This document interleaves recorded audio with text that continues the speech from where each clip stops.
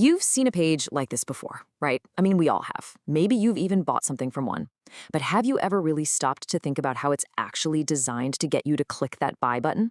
Well, in this explainer, we're going to pull one of these sales pages apart piece by piece to show you the powerful marketing playbook working just under the surface.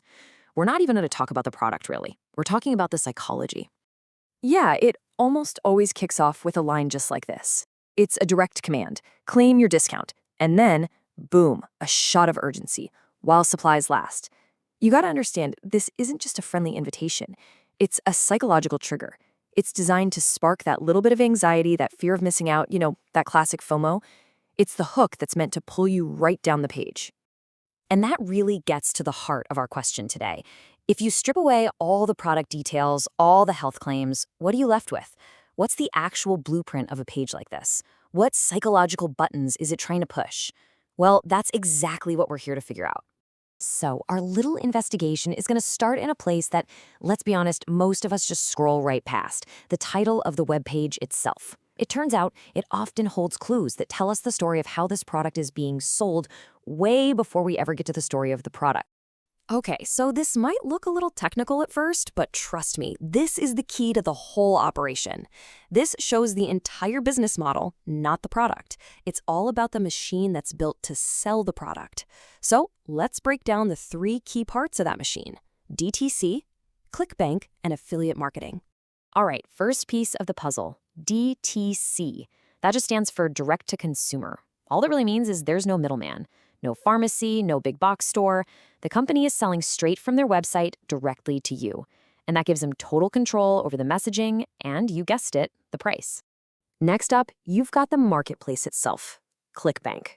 You can think of ClickBank as this massive digital hub. It's basically a platform where product creators, like the folks behind Glycopezil, can connect with a literal army of independent salespeople who are ready and waiting to promote their stuff. And that brings us to the real engine driving this whole thing, affiliate marketing. So here's how it works. An affiliate signs up. They get a special, unique link to this sales page, and then they blast that link out everywhere they can. For every single person who clicks their link and buys the product, that affiliate gets a commission, a cut of the sale. So, and this is the important part, you might have landed on this page from a random blog or an email or some social media ad that has nothing to do with the actual company that makes the product. So now that we know how people even get to this page, let's dive into what happens when they arrive. We're moving on to probably the most important part of the whole page, the price. And as you're about to see, it's not just a bunch of numbers. It's a carefully constructed psychological pitch. And there it is, the classic three-tier pricing table. But look closer. It's not just small, medium, and large. The options are literally labeled good value and, with a big star next to it, best value. I mean, this is not subtle at all. The page is directly guiding your eyes and your decisions straight to that 6-bottle package. They're telling you it's the smartest, most logical choice. And this? Oh, this is a masterclass in one of the oldest tricks in the book, price anchoring. By showing you a much, much higher price that's crossed out, like that $10.74, the actual price of $2.94 suddenly looks like an unbelievable bargain. That first number anchors your idea of what the product is worth, so the second number feels like a steal, whether that original price was ever realistic or not. And they really hammer that anchor home with this number right here, the savings. See, the page doesn't just want you to see the price you pay, it wants you to fixate on the money you're saving. A big, juicy number like $780 is designed to be the main thing you remember. It totally reframes the purchase, right? It's not an expense anymore. It's a smart financial move. Okay, so they've created urgency, they've anchored the price, but there's still one major hurdle to clear: trust. How did they get you to feel safe buying something from a site you've never heard of? Well, the next job of the page is to make you feel confident and to remove every last bit of risk.